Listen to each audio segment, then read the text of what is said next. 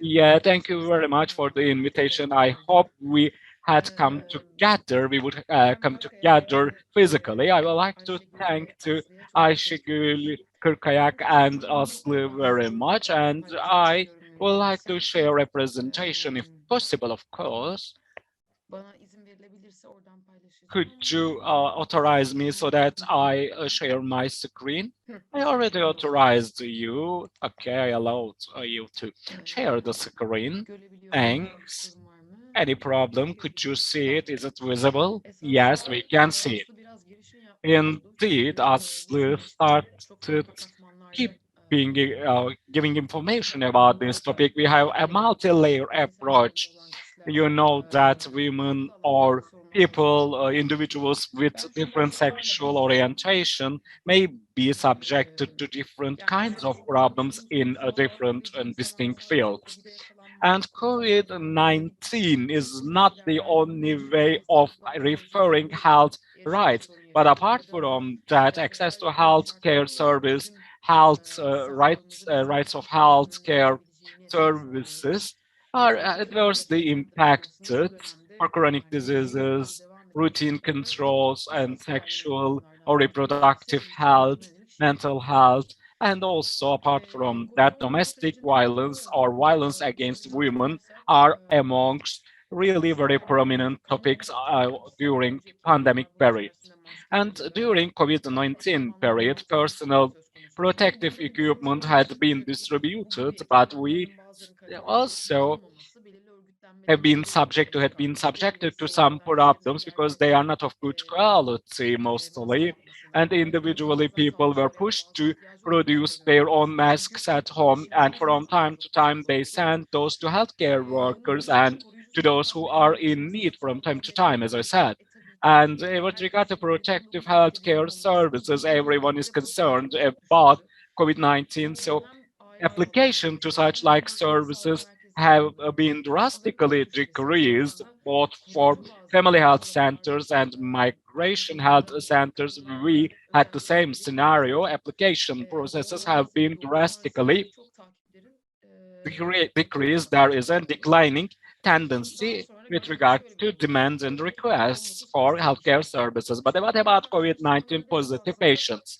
If, for example, you compare the statistical, on the basis of the statistical information, we could not, of course, generalize it, but the men were outside mostly because of attending the labor force, so they suffered more from COVID-19. But in case anyone is diagnosed with any disease, then the women should be on board in order to provide home care services. And in hospital services, we suffer from some disruptions while addressing COVID-19 patients and also other patients. Healthcare workers are assumed to protect themselves and they are assumed to be more aware.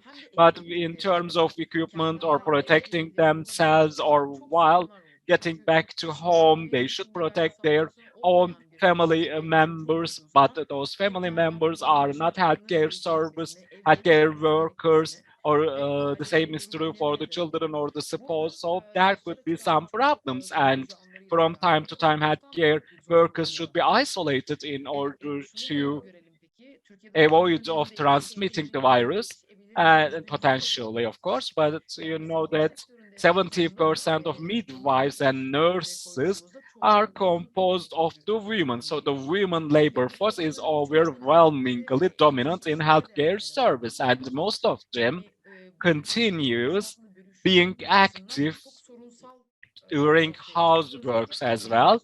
So division of works turned out to be a serious problem, especially during pandemic period. And what about mental health? It is something we mostly and frequently address. You know that most of the polyclinics were closed or their number has been decreased. And for example, psychologists started to be on board for COVID clinics. And if you are diagnosed with COVID-19, COVID-19, under some certain regulations, your access had been facilitated, but outside of COVID-19, inequalities and other types of problems had occurred. You know that all inequalities happened to be invisible within the course of time. And in terms of mental health, women who are engaging in houseworks and home care services are deprived of polyclinics, applications to hospital, and all social networks. They are isolated from all social networks, so they suffered from depression and anxiety. And these kind of problems, disorders, are observed more amongst women compared to the men. And after the pandemic, inequalities have also increased, and especially with regard to sexual health and also access to abortion is a really very important problem, and it turned out to be really very impossible indeed. So I can say, apart from desires or own will of the individual, they should take a move. And this pregnancy should be sustained as a result. And you know that birth control access has been problematic to a certain extent, and that problem had become even more severe during pandemic. And with regard to breast cancer and uterus cancer, there are problems and controls could not be carried out on a regular basis addressing the women. But women could take a decision and take action. It could be said like that, but especially with regard to sexual health, is it true? It is a really important matter of discussion, concern of discussion, and in methodology, making a decision about a methodology for birth control and taking that decision could not be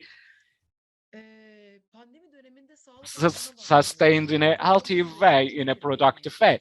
And what about the regulation during COVID-19 period? We shouldn't address the legislation in a generic way, because you know that in certain layers of the society, problems have also become multi-layered, so to say. And there was an alteration with regard to communique on social security institutions. So the diagnosis and treatment of pandemic cases are included in emergencies during pandemic. There could be some pros of that, and we can say that if you go to emergency, you could receive a free service, free of charge service.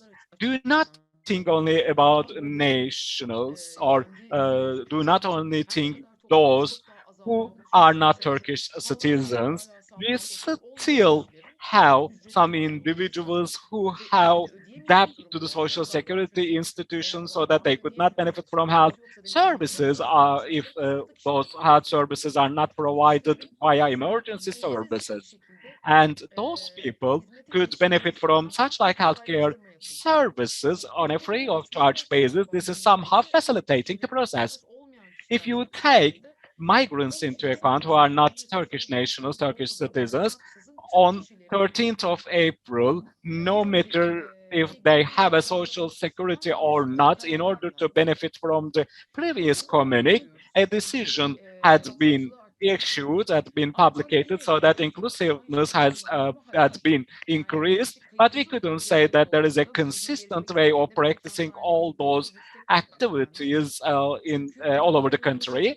And we can say that decisions taken and processes which we have been through in the process could be different from each other and could be inconsistent, but still we see the positivities arising from that. If, for example, a migrant does not reside in the city where he or she is registered because he or she could not find an employment opportunity, or she or he could not be supported by emergency networks, so they are pushed to go to another city, another province, and unregistered migrants could not apply to hospitals because they are afraid of being captured by the police upon an information given to the police department by somebody, by informants. And also, you can say that this system facilitates applications to the system to a certain extent. But those kinds of concerns have not vanished in thin air, we could say like that. And also, we could say with regard to family physician or emergency services, free of charge services are provided. And for polyclinic services, a participation fee should be paid, a contribution fee should be paid indeed.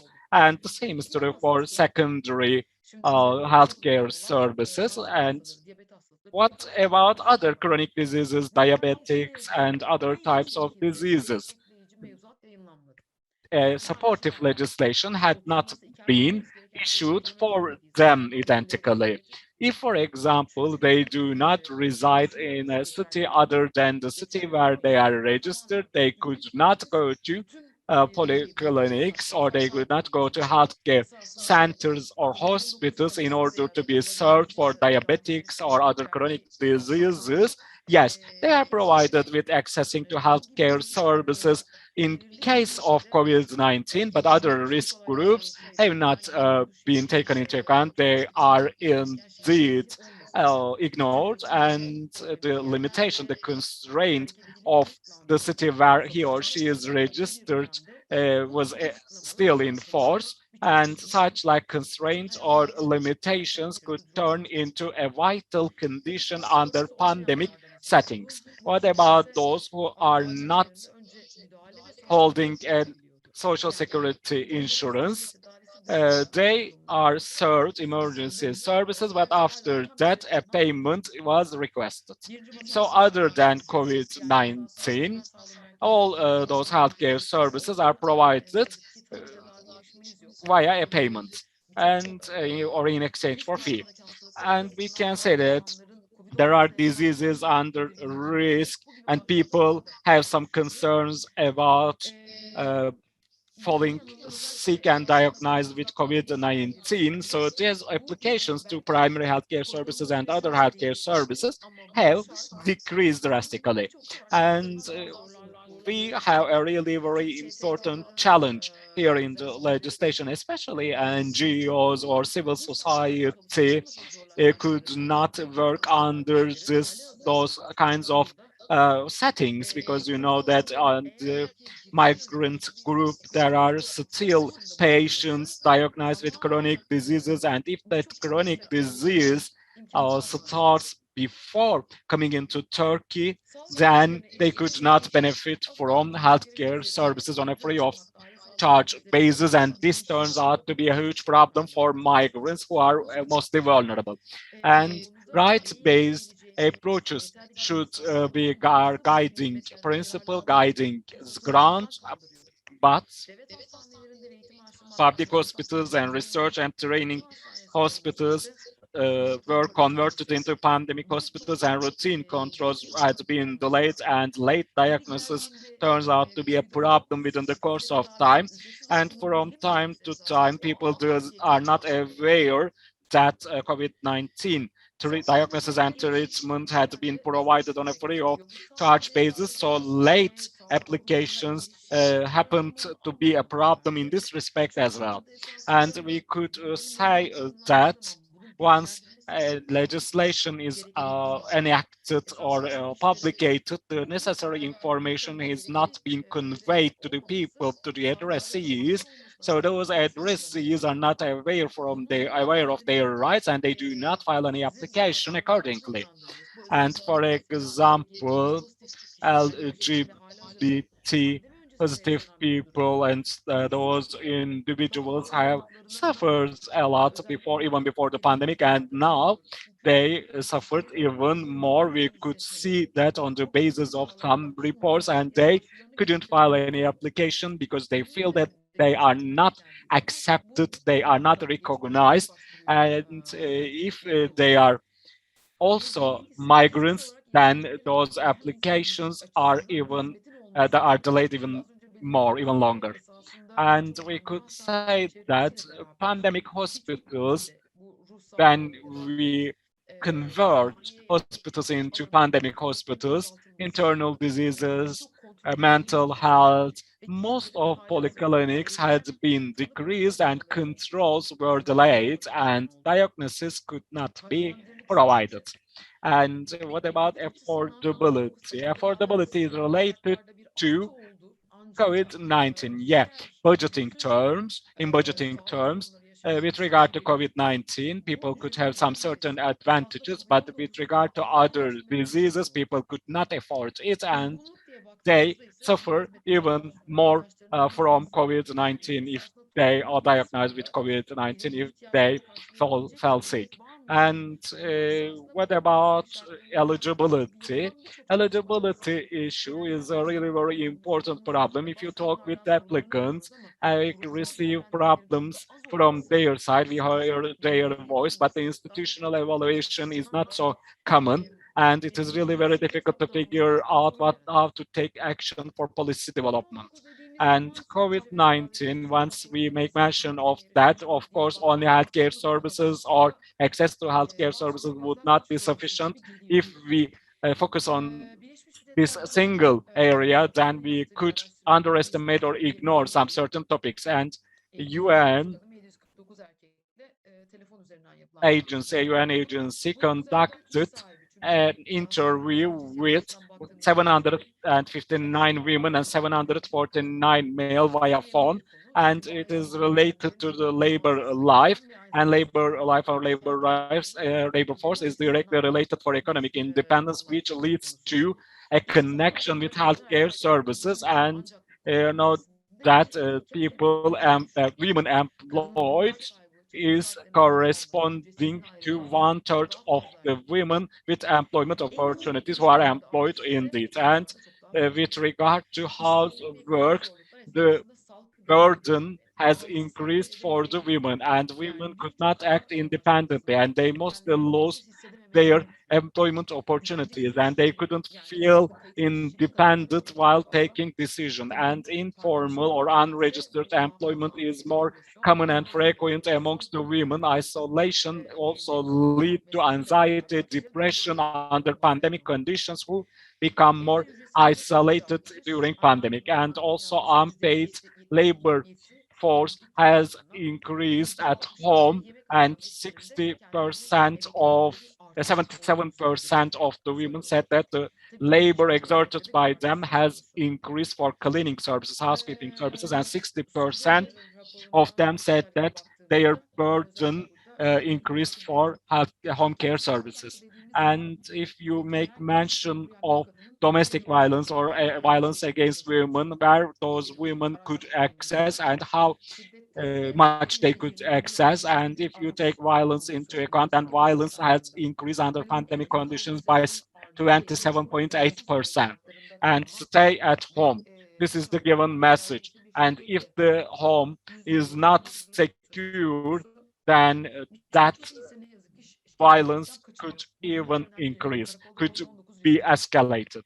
And most of them refrains from filing an application because they are afraid of being transmitted to COVID-19 under police station. And also, people also loses faith in judicial networks. And if you file a notification to some certain institutions, and after that, if you will get back to home, then the violence could even be leveraged. And we could say that COVID-19 problems may lead to increasing vulnerability of the women. But, for example, operating such like social networks, other mechanisms, some certain conditions are not fulfilled and legislative provisions are not applied. So we can say that people accept de facto conditions as they are. And being distant away from social networks leads to loneliness and this leads to more isolation amongst the society. What about LGBTI plus individuals? Some individuals lost their jobs and they are pushed to go back to the family house, whole house, and they could even be kicked out from that house because their sexual orientation was not accepted, respected by the household. And also shelters are not enough for providing them with accommodation opportunities, and necessary alternatives could not be set forth and could not be maintained or ensured. And also, if, for example, people live together, those people could be positive, but they have a fear to be dismissed from the house, to be removed from the house, so they do not express or state that they are positive. And also, it is really very difficult to organize them with regard to application to healthcare services because this is directly related to whether you are provided with vital rights or not, and those conditions could even turn out to be severer or more severe in case of early age marriages. And what about pandemic conditions, pandemic specific needs? Especially psychosocial support is needed even more amongst the women, and civil society plays a significant role in this respect, no matter if they do not declare it centrally. Khmer Association, Support Association, for example, provide services, accessible services via call center on a 7-day, 24 hours basis. And also people feel themselves comfortable that they could get into contact with somebody on the other side of the phone line. And this service has not been provided by the public call centers in a similar effectivity and effectiveness. And we could say that a solution, a final solution or an absolute solution could not be provided by the public actor. So people do not trust public call centers or public sector institutions and agencies. It also, there could be a problem with regard to home care. Home care leads to increase in the labor of the women, and women turn out to exert more efforts for home care services, and they could not be supported by public sector. And they should work. They should provide home care. They should work childcare as well. That's why they are under stress, significant stress, because you know that in addition to COVID-19, they have been suffering from other burdens, other stress factors too. And apart from that, some needs have not been expressed. And maybe if somebody is a patient, if he's sick, then could he or she could ask for assistance, for example, easily. But if they suffer from mental health problems, it is really very difficult to express with that kind of need, that sort of need. And also, they could suffer from trauma or stress-based anxieties, not being expressed frequently or commonly, and they do not ask for any assistance or service from healthcare professionals. And we couldn't say if they exist or they do not exist because we couldn't hear voices of them as is required in a proper way. And also, they have some problems with regard to access to accommodation, clean water. From time to time, most basic needs could not be supplied, could not be ensured.